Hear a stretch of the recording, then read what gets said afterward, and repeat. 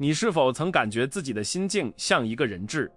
仿佛你一天的平静可能因为一封意外的电子邮件、一条手机通知或互联网上的一个随意评论而被彻底摧毁。你是否曾注意到，一个几乎不认识你的人的一句批评，就能让你失衡数小时，将你抛入反复思索和焦虑的循环中？你是否因为不停地试图控制周围的一切和所有人，却只看到自己的努力在生活的不可预测性面前化为泡影，而感到筋疲力尽？这种感觉就像风中的一片叶子被任何一阵外部环境的狂风所席卷，是一种形式的监禁。一个心智的监禁，其围墙不是由砖块构成，而是由冲动的反应构成。其铁栏是由你自己未经训练的心智所锻造，它将你内心平静的控制权交给了外部世界。要知道，这种脆弱并非你的失败，它不是内在软弱的标志。实际上，这是一个未曾配备正确工具以驾驭世界混乱的现代心智的默认状态。你被条件化去反应，去寻求外部的认可，并相信你的幸福取决于发生在你之外的事情。我们生活在一种慢性的反应状态中，像外部事件的傀儡一样运作，允许老板的情绪、城市的交通或负面新闻来决定我们的内在平衡。你所感受到的这种疲惫，是你心智对秩序的呐喊，这是内心深处的渴望，渴望停止成为自己情感生活的被动旁观者，并最终掌控一切，将混乱转化为清晰，将反应性转化为深思熟虑的目标。但是有一条出路，有一种方法可以将这个监禁转变为一个堡垒，一种方法来重申你的心智主权，并建造一个内在的城堡，其坚固程度足以让任何外部风暴都无法动摇其根基。这个视频的承诺就是给你一张建造这座堡垒的地图，这并非关于技巧或短暂的解决方案，而是一种心智的技术，一个经过数千年皇帝和哲学家考验的操作系统。我们将深入探讨斯多葛哲学的5个基本支柱，5个实用而强大的原则，它们将作为你心智堡垒的基石。在我们旅程的最后，你不仅会理解这些概念，还会感受到它们的力量，准备好从现代反应者转变为你内在城堡的建筑师。将作为你堡垒基础的哲学是斯多葛主义，但请忘记尘土飞扬的房间里老学究的形象，把它想象成一个心智操作系统，一种在战场上和权力走廊中锻造出来的内在技术，专为在压力下实现最佳表现而设计。它是一种心智的武术。在我们安装这个系统的第一部分之前，我们需要你的一个承诺。这不仅仅是一个视频，这是一次训练课程。因此，如果你真的决心开始这次转变，请这样做：订阅这个频道并开启通知，因为这将是你的健身房。点赞以封印这一刻，并且作为你第一个掌控的行动，你第一个力量的宣言，在评论区写下这句话：我控制我的反应。这是你城堡的第一块砖。现在让我们重新定义拥有内在力量意味着什么。现代文化都受了一种扭曲的观念，认为强大就是冷酷、压抑情感，变成一块没有感觉的石头。那不是力量，那是伪装的脆弱。真正的斯多葛力量，我们称之为战略清晰，是某种更为强大的东西。它是观察你的情绪而不成为其奴隶的能力。它是能够审视一个混乱的事件，并将赤裸裸的事实与你对他们的判断分开的能力。它是在外部刺激和你的回应之间暂停时间的超能力，并在这短暂的空间里刻意选择一个有德性的行动。这并非关于没有感觉，而是关于不被你的感觉所控制。这是对你个人能动性的重新夺回。这不是一种新的或理论性的哲学，它是历史上一些最具韧性头脑的秘密武器。想想马可·奥勒留，他不是一个孤立在象牙塔里的哲学家，他是罗马的皇帝，世界上最有权势的人。在他持续了10多年的军事战役的寒冷夜晚里，写下了他的个人日记，我们今天称之为《沉思录》。那本书不是学术著作，它是一本训练手册，一个关于领导者如何面对瘟疫、战争、背叛和死亡的实用指南。不是用反应性，而是用一种不可动摇的平静和清晰。它就像罗马最富有的人塞涅卡以及曾是奴隶后来成为有影响力的导师的艾比克泰德一样，向我们证明了这座堡垒可以由任何人在任何情况下建造。真正的建设从这里开始。你内在城堡的第一个也是最根本的支柱，是斯多葛派称之为控制二分法的原则。这是一个极其简单但具有不可想象的变革力量的想法。想象一个画在你周围地上的圆圈，在这个圆圈内是你绝对控制的一切，你的观点、你的判断、你的决定、你的行动、你的品格。在这个圆圈之外是其他一切，别人对你的看法、经济、天气、过去、未来，你身体的健康，你的声誉。心智建筑师的第一个也是最关键的任务是，在每一天的每一刻，学会区分什么在圆圈内，什么在圆圈外。你所有的平静和你所有的挫败都源于这唯一的区别。我们面临的内心冲突是，我们被教导去做恰恰相反的事情。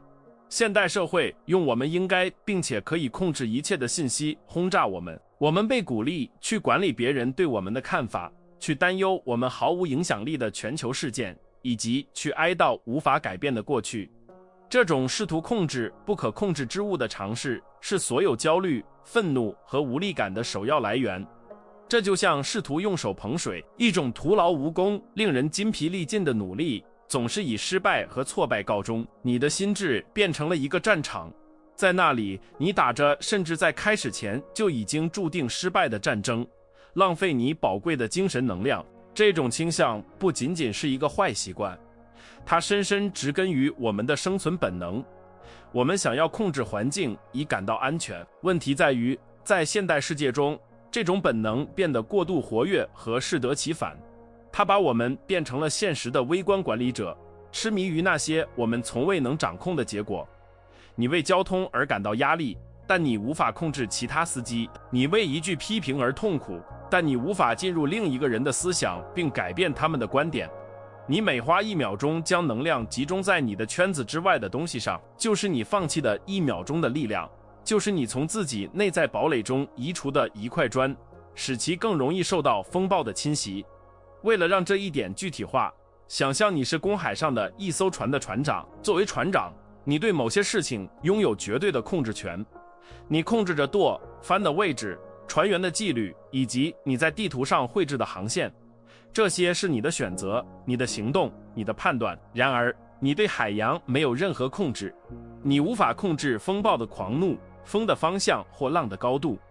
反应迟钝的船长，普通人会诅咒风，对浪咆哮，并对风暴感到绝望。他把他所有的精力都集中在他无法改变的事情上，因此他的船被颠来倒去，没有方向，随时都有沉没的危险。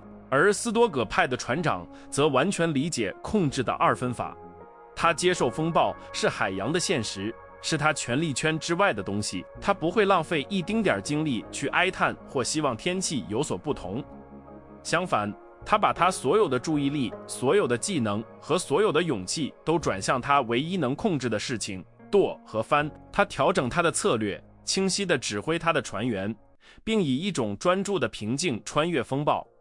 他不是试图征服海洋，他专注于主宰自己对海洋的反应。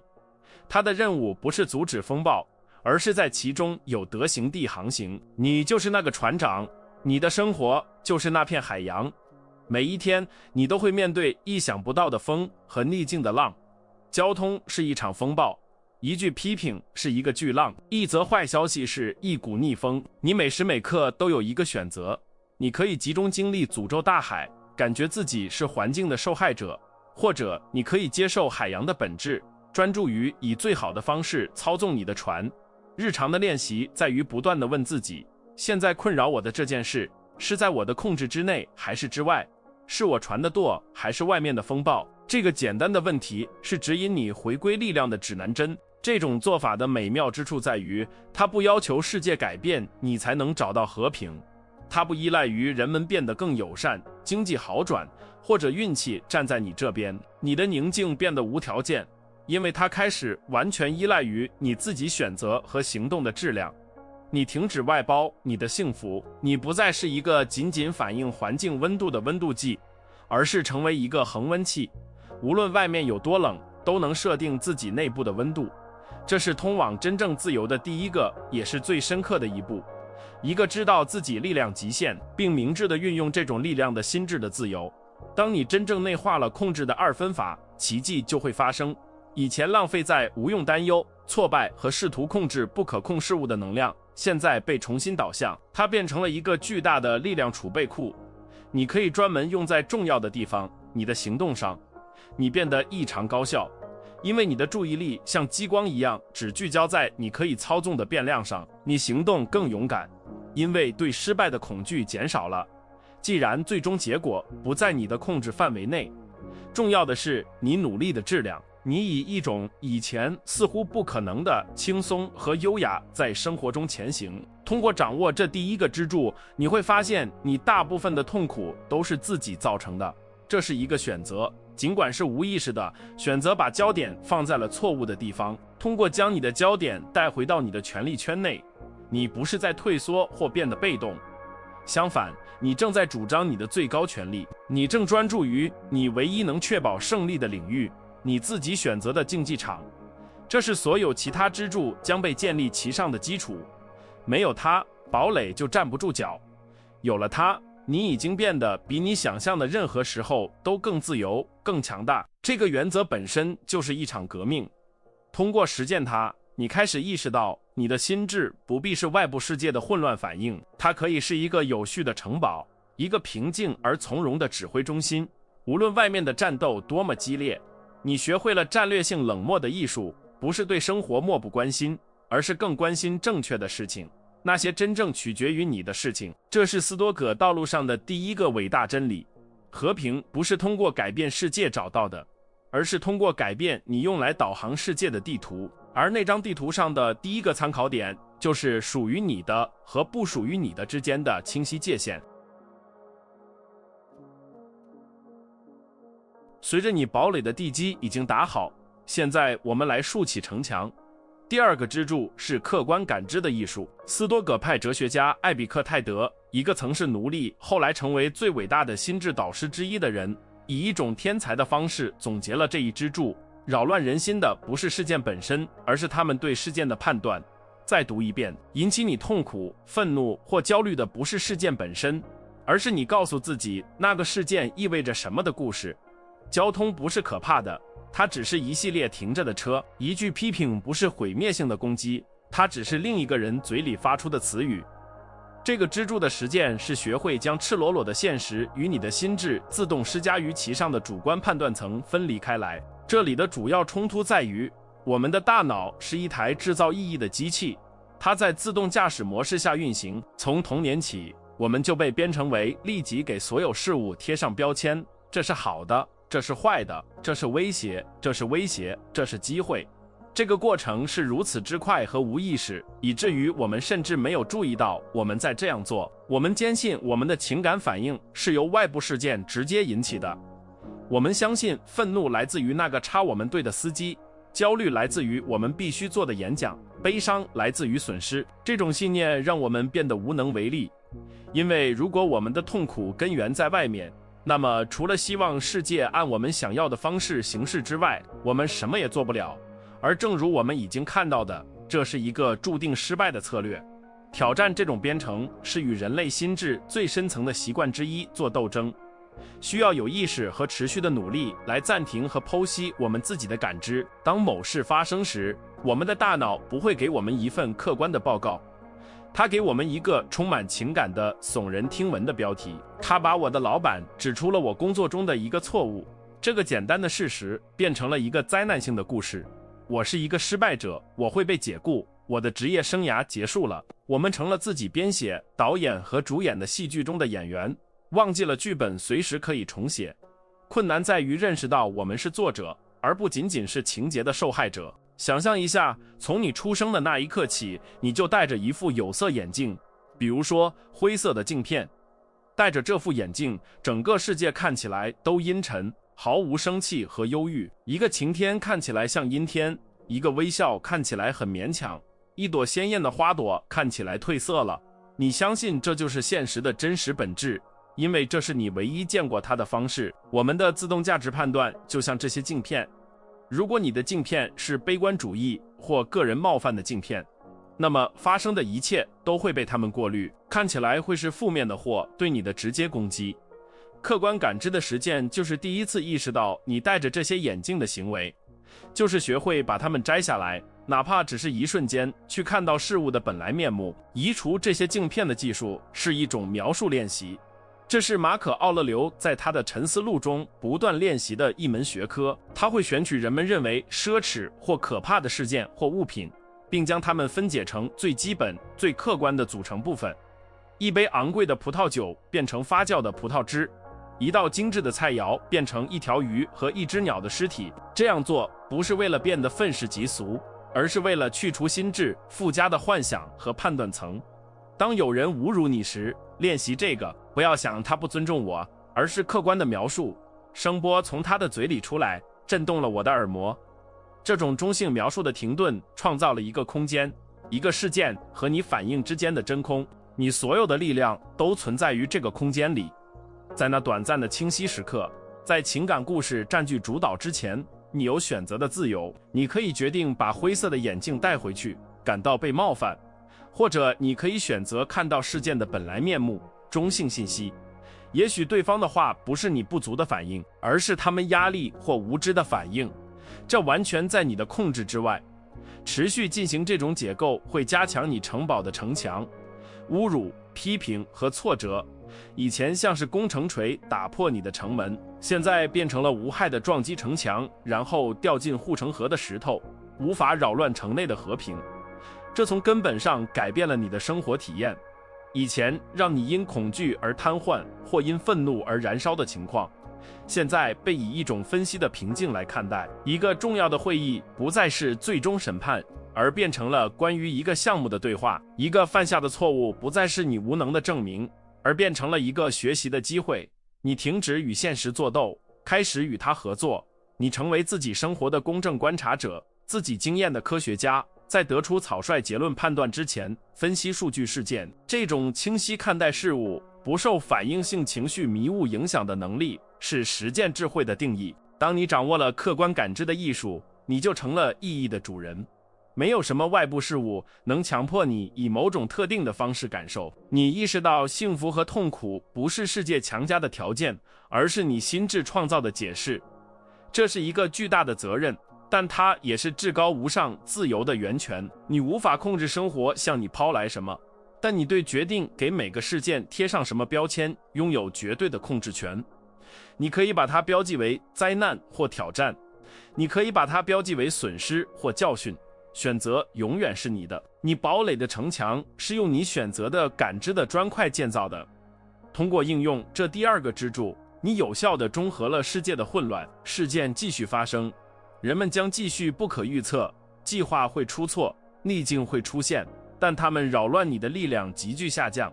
这就像从一个安全、建造良好的房子里观看一场猛烈的风暴。你可以观察闪电，听到雷声，但它们再也无法击中你。你达到了一种平和的状态，一种不依赖于问题不存在，而是依赖于你能够看到它们真实面目的内在平静。外部的赤裸裸的事件被剥夺了你曾经赋予它们的力量。从本质上讲，这一支柱叫你成为自己现实的编辑。你的心智不断地写着初稿，通常充满了戏剧性、夸张和认知扭曲。你的工作作为内在城堡的建筑师，就是拿起这篇初稿，用客观和理性的笔重写它，就是问这里的事实是什么，我添加的虚构又是什么。通过做出这种区分，你在情感炸弹爆炸前就拆除了它们。你成为你心智大门的守护者，决定哪些思想和解释被允许进入，哪些必须被留在外面。这种对解释的控制是一个主权和不可动摇心智的真正标志。现在你的地基已经稳固，你的城墙也变得客观。让我们来安装你城堡的引擎，命运之爱 Amor Fati 的原则。这也许是整个斯多葛主义中最具挑战性，同时也是最解放人心的思想。这个拉丁短语由哲学家弗里德·里希尼采推广，但其根源深植于斯多葛思想，意为爱你的命运。这并非被动的接受或不情愿的顺从生活呈现给你的一切，它更为激进。它命令你不仅要接受，而且要热爱发生的一切。每一个事件，每一次挫折，每一次胜利，每一种痛苦，就好像是你自己从永恒中选择了它一样。这是审视你生命之紧，并对一切说是的实践，无一例外。这里的内心冲突是巨大的，因为这种态度违背了我们所有最基本的本能。我们的天性是抵抗痛苦、哀悼损失、诅咒不公。当面对逆境时，一次解雇，一段关系的结束，一个健康问题，我们的第一反应是否认、愤怒，问为什么是我？我们与现实作斗，拼命希望事情会有所不同。这场斗争，这种抵抗，就像在流沙中挣扎，你越挣扎，就陷得越深的痛苦之中。命运之爱要求我们做那件不可思议的事，停止战斗，放松，并拥抱正在发生的一切，将其视为我们旅程中必要且至关重要的组成部分。乍一看，采纳命运之爱似乎是一种疯狂或自虐。一个人怎么能爱上被背叛？一个人怎么能爱上一个艰难的诊断？习惯于寻求舒适和避免任何形式不适的现代心智，强烈地拒绝这个想法。我们的自我紧抓着一个关于生活应该如何的剧本，任何偏离这个剧本的都被视为悲剧。然而，斯多葛主义教导我们，这个剧本是一个囚禁我们的虚构，现实没有义务符合我们的期望。痛苦并非来自事件本身，而是来自已发生的事情与我们希望发生的故事之间的摩擦。爱命运就是撕毁这个虚构的剧本，拥抱你生活的真实情节。想象一场巨大的森林大火，一阵风可以吹熄一个小篝火，一簇摇曳的火焰。但对于一场已经很大很强的火来说，风会做什么呢？它不会熄灭它，它会助燃它。风变成了燃料，使火势蔓延得更快，变得更热更强。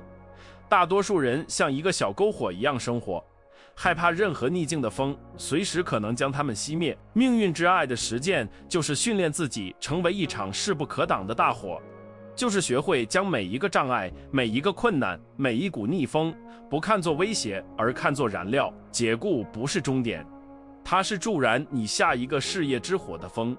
心碎不是悲剧，它是你自我发现的燃料。让我们把这变得实际。想一想你最近面临的一个挫折，一些让你沮丧、伤害你或让你偏离道路的事情。可能是一件小事，比如一个项目出错了，也可能是一件大事。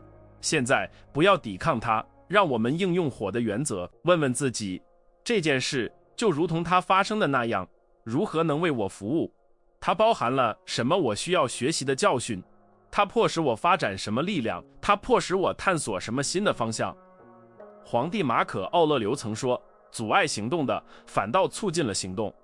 路上的障碍变成了路本身，挡路的石头可以用来建造新的地基。这就是斯多葛的炼金术，将任何痛苦的贱金属转化为美德和成长的黄金的能力。通过做这个练习，你开始重新编程你的心智，你训练自己自动地在逆境中寻找机会。你不再问为什么这会儿发生在我身上，而是开始问这在教我什么，我该如何利用它。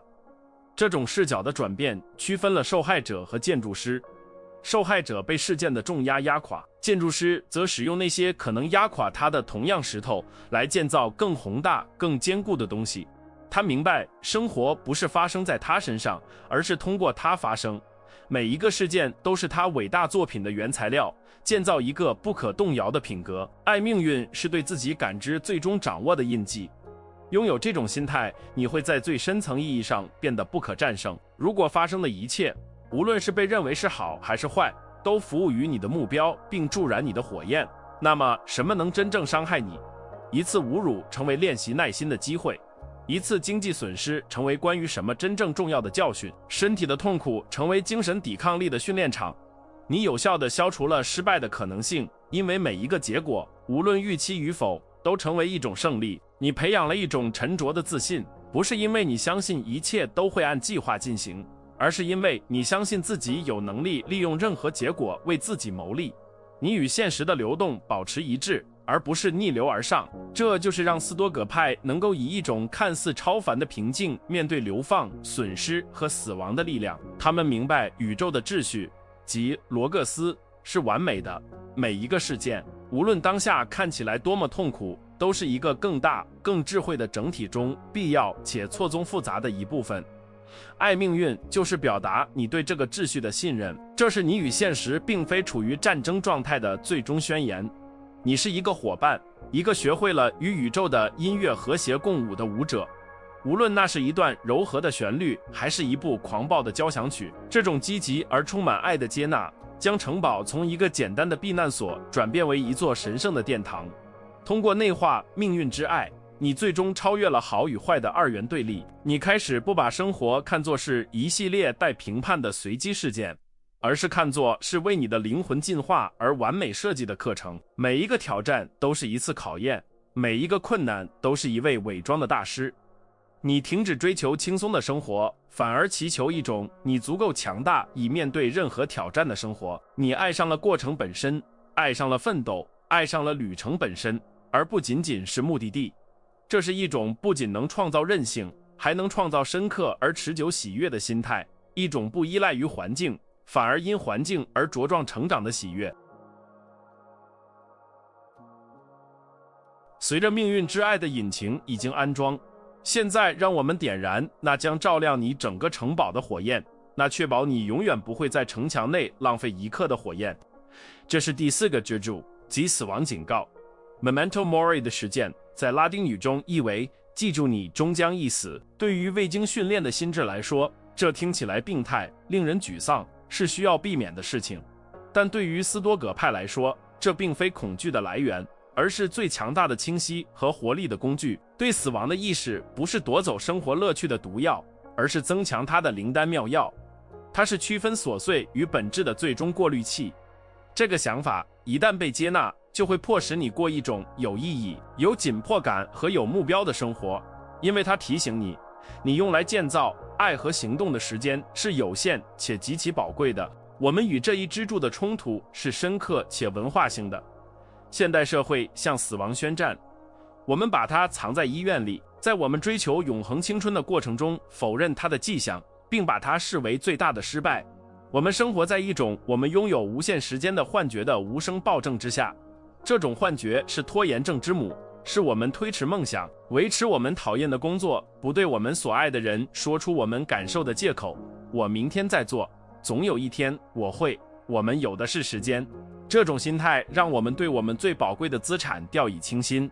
我们浪费了数天、数月和数年在分心、无用的冲突和琐碎的担忧上，就像一个亿万富翁把金币扔进海洋，却没意识到他的财富正在枯竭。面对死亡是不舒服的，因为它摧毁了那种安慰人的幻觉。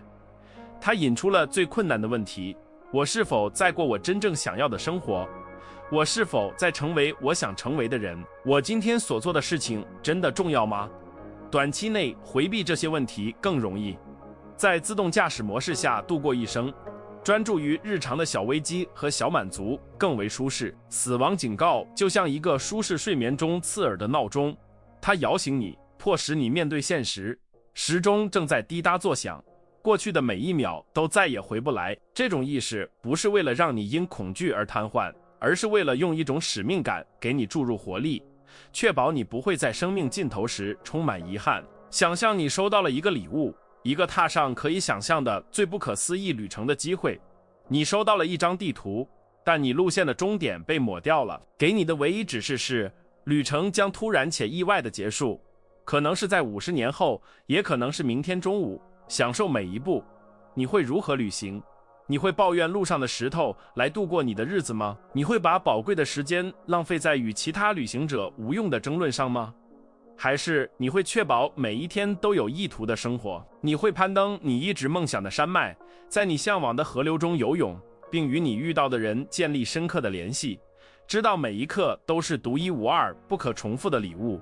这就是你的生活，你就是那个旅行者。死亡警告的日常实践正是如此，带着对旅程终点的意识生活，以便赋予每一步意义。每天开始时都问自己马可·奥勒留问自己的那个问题：如果这是我在地球上的最后一天，我会乐意做我今天将要做的事情吗？这个问题并不意味着你应该放弃所有责任，去追求享乐主义的快乐，它意味着你应该将每一个行动，无论多么平凡，都注入目标和卓越。洗碗可以是一种秩序和临在的行为，工作可以是对更大利益的贡献，一次谈话可以是一次实践美德的机会。这个问题成为你的道德指南针，引导你的选择，并将你的日常行动与你最深层的价值观对齐。当你肩负着死亡，像一个沉默的顾问一样生活时，你的价值观层级会发生巨大变化。那些以前看起来如此重要的事情，陌生人的意见，同事的小小侮辱，拥有最新的小玩意儿，都显露出他们真实的微不足道。冒险、出丑或失败的恐惧减少了，因为与有一天你将不复存在的事实相比，一个小小的失败又算得了什么呢？你变得更勇敢、更大胆。你专注于你的遗产，不是以纪念碑或财富的形式，而是以你培养的品格和你对周围人的积极影响。怨恨和伤害失去了意义。为什么要浪费你有限时间的1秒钟在怨恨的腐蚀性能量上？这一支柱建造了你城堡的瞭望塔，从这座塔的顶端，以死亡的视角，你可以以惊人的清晰度看到你的整个生活。你看到哪些战斗值得打，哪些只是分心。你看到加强人际关系、迅速原谅和表达感激的重要性。史蒂夫·乔布斯在他著名的演讲中说，记住他很快就会死去，是他发现的帮助他在生活中做出重大选择的最重要工具。因为几乎所有事情，所有的外部期望，所有的骄傲，所有对尴尬或失败的恐惧，这些东西在死亡面前都会烟消云散，只留下真正重要的东西。这种实践的最终结果不是悲伤的生活，而是一种深深感激的生活。每一个日出都成为一个奇迹，每一次与亲人的交谈都成为一个宝贵的机会，每一餐，每一次呼吸都充满了以前不可能有的感激之情。你停止消磨时间，因为你意识到时间是你生命所构成的物质，消磨它是一种缓慢的自杀。你学会在当下生活，从每一刻中汲取所有的财富，因为未来无法保证，过去已经逝去。对死亡的意识教会你真正的生活，不再推迟你的生活，而是现在就用你所拥有的一切去生活。通过拥抱死亡警告，你发现了一个解放的悖论。经常思考死亡不会让你变得更阴郁，反而让你更轻松、更快乐、更专注。是有限时间的压力创造了品格的钻石，是终点的意识赋予了过程美丽和意义。塞涅卡提醒我们，不是我们拥有的时间太少，而是我们浪费了太多。记住，死亡的实践是治疗这种浪费的最有效解药，它确保你将你的时间、你的精力和你的注意力，你所拥有的最宝贵的资源，用于建造死亡无法带走的东西，一种充满美德和智慧的生活。所以，不要逃避这个想法，邀请它进来，把它作为你日常校准的工具，让死亡的阴影激励你在所做的每一件事上追求卓越之光，让它提醒你变得更善良、更勇敢、更临在。死亡不是生命的敌人，它是赋予生命形式和目的的东西。当你以建筑师的时间有限的意识来建造你的城堡时，你确保了每一块石头都带着意图放置，每一堵墙都带着目的树立，最终的结构是一个活得好、没有遗憾的生命的杰作。我们现在来到了最后一个支柱，那根将整个城堡结构连接在一起，并赋予其真正目的的主梁。所有其他支柱，控制的二分法、客观的感知、命运之爱和死亡警告，都是你的内部训练，你心智军队的准备。但军队不是为了永远待在城堡的围墙内而训练的，它是为了行动而训练的。第5个支柱是有德性的行动，它规定了所有这些心智纪律的最终目的，不仅仅是达到一种内心宁静的状态，而是在世界上正确的行动。斯多葛派的目标不是感觉良好，而是做好事。这是在你内心的全部力量在生活舞台上的实际应用。有德行的行动是完全专注于你努力的质量，而不是它产生的结果。在每一种情况下，你都有机会以美德行事。斯多葛派通过4个基本品质来定义美德：智慧知道该做什么正确的事，正义公平对待他人，勇气面对恐惧去做正确的事和节制适度和自律。你作为建筑师的责任是专注于完全按照这些美德行事。如果你的行动是公正的、勇敢的和明智的，那么你就已经成功了。无论你是否达到了外部目标，成功变成了一个内部游戏，一个衡量你行动中品格的标准，这是100%在你的控制之内的。这里的冲突是与我们整个社会编程的正面碰撞。我们生活在一个痴迷于结果的世界，我们根据外部指标来衡量和奖励，账户里的钱、公司的职位、帖子上的点赞、比赛的胜利。我们被教导将我们的自尊和价值感与这些结果挂钩，放弃结果，只专注于过程。这似乎是反直觉的，几乎是在现代生产力祭坛上的亵渎。自我渴望奖品，渴望认可，渴望可以向世界展示的奖杯。仅仅为了行动本身而有德行的行动，没有外部成功的保证，是一种激进的心理独立行为。这种对结果的痴迷使我们变得脆弱，并使我们瘫痪。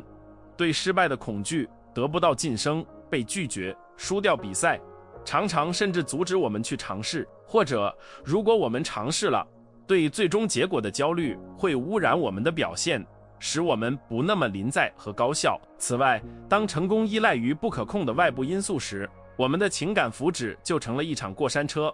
我们因胜利而欣喜若狂，因失败而崩溃。第5个支柱为我们提供了摆脱这种暴政的出路，它邀请我们在用心良苦的努力和正确的行动中找到满足感和责任感，让结果顺其自然。想象一位大师级铁匠正在锻造一把剑，他所有的注意力、他的荣誉和他的艺术都致力于这个过程。他挑选最好的矿石，以毫米级的精度控制锻炉的温度，有节奏和力量地捶打着炽热的钢材，并在恰当的时刻将其进入水中。他的整个宇宙都包含在创造他技艺所能及的最好的剑的行为中。他这样做是因为这是他作为工匠的责任，是他美德的最高体现。这把剑是否会被一位伟大的国王用来解放一个国家，或者最终挂在墙上积满灰尘，这完全超出了他的控制。剑的命运属于世界，其制造的质量属于他。铁匠的满足感并非来自剑未来的荣耀，而是来自他工作中当下的卓越。他不需要国王的胜利来验证他的技艺。在一天结束时，当他握着那把完美平衡和锋利的剑刃时，他知道自己履行了责任。他在唯一重要的领域取得了成功，他自己的行动。你应该像这位大师级铁匠一样对待你生活中的每一项任务，无论是写一份报告、进行一次艰难的对话，还是锻炼你的身体，你唯一应该关心的就是以你那一刻所能达到的最大美德和卓越来执行任务。结果不属于你，努力才属于你。这种心态将你从巨大的负担中解放出来，你可以以一种平静而专注的心态，全身心地投入到你的任务中，摆脱对成功或失败的瘫痪性焦虑。你勇敢的行动，因为即使你在外部失败了，你也无法在有德性的行动上失败，而这才是唯一重要的胜利。你的自尊变成了一块不可动摇的岩石，因为它锚定在你的品格和你的行动中，而不是在世界的意见或不可预测的结果中。你在仅仅做正确的事情中找到了一种深刻的和平，时时刻刻，因为那是唯一需要的回报。这一支柱将你的城堡从一个防御性的堡垒转变为一个主动的行动基地，其他支柱确保你的内心平静，保护你免受外部混乱的影响。这最后一个支柱则利用这种平静和清晰，作为在世界上采取有意义行动的发射平台。哲学不再仅仅是一面盾牌，它也变成了一把剑，一把你用来斩断拖延的枷锁，捍卫正义，以善意行事，并建立一个品格而非成就的遗产的剑。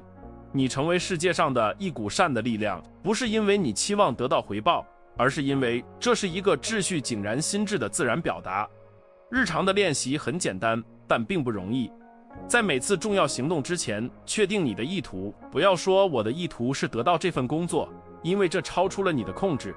相反，说我的意图是以最好的方式展示自己，清晰诚实地传达我的想法，并尊重面试中的每一个人。成功完全包含在这个意图中。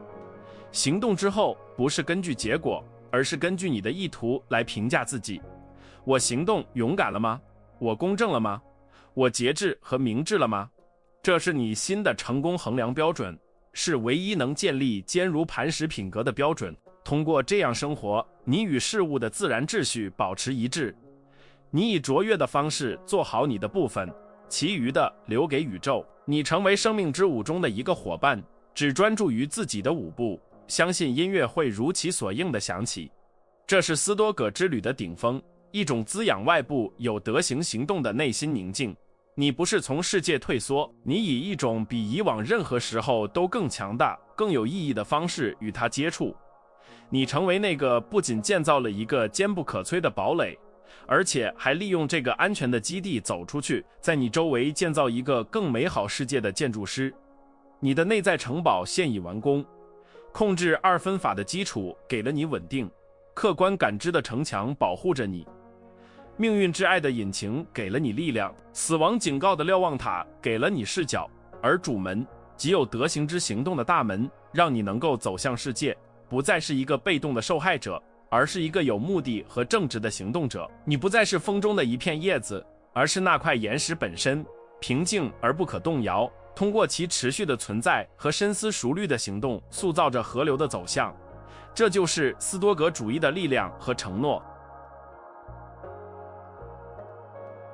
穿越5个支柱的旅程已经完成，但你真正的工程才刚刚开始。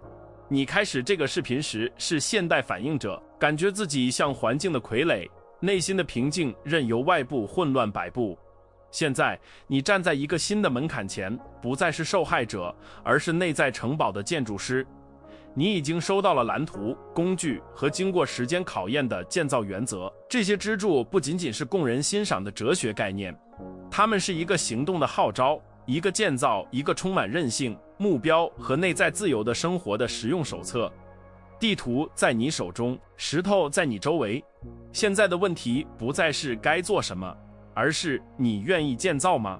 将这些知识转化为活生生的品格的决定，是剩下的唯一一步。你堡垒的建造始于一个单一的意志行为，一个最初的宣言。如果你在这些话语中感受到了真理和力量，并准备好致力于这条道路，那么现在就是时候了。封印你的承诺，点赞这个视频，作为粘合第一块石头的混凝土，并订阅频道，以确保你的心智训练场随时可用。但最重要的是，去评论区宣告你的意图，不要写一个简单的评论，与你更强大的版本签订一份合同。写下 Amor Fati 这2个词，作为你对自己命运的第一次全力主张。你接受生活带给你的一切作为你火焰的燃料，这是你作为建筑师的誓言。最后，如果你看到了这里，要知道你是稀有的。大多数人中途放弃，但你坚持了下来。你不是一个随意的观众，你是自我掌控道路上一位认真的学徒。加入我们的建设者社区，评论我看到了最后，这样我们就可以互相认识，互相加强。如果这条信息与你产生了共鸣，请记住有德行行动的支柱。分享这个视频不仅仅是一次点击，这是一种正义和智慧的行为。这是将这张地图延伸给另一个可能在同一场风暴中迷失的人，而你现在正在学习如何驾驭这场风暴，帮助传播这种哲学，帮助建造其他堡垒。现在去吧，开始你的伟大工程。